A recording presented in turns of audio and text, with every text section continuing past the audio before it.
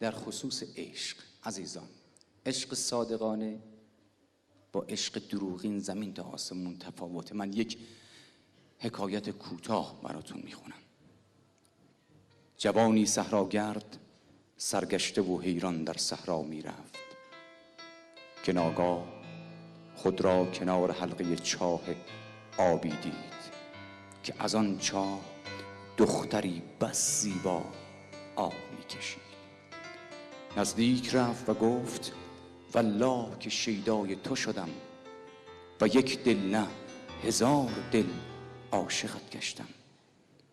دخترک گفت آن سوتر از این چاه سمت راست من بانویی ایستاده که در زیبایی بی مثال، آنقدر زیباست که من حتی لیاقت کنیزی او را ندارم.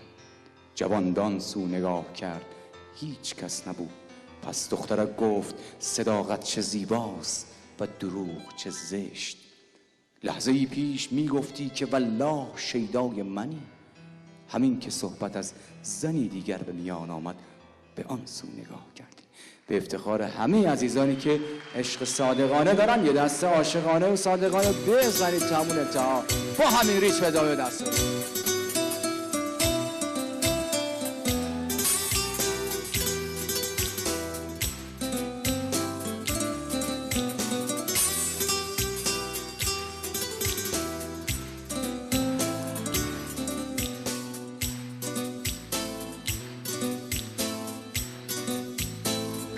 حالا که کار شده پر از غیرت و میان، حالا که دل تو شده فرسنگ و دور از خدا به من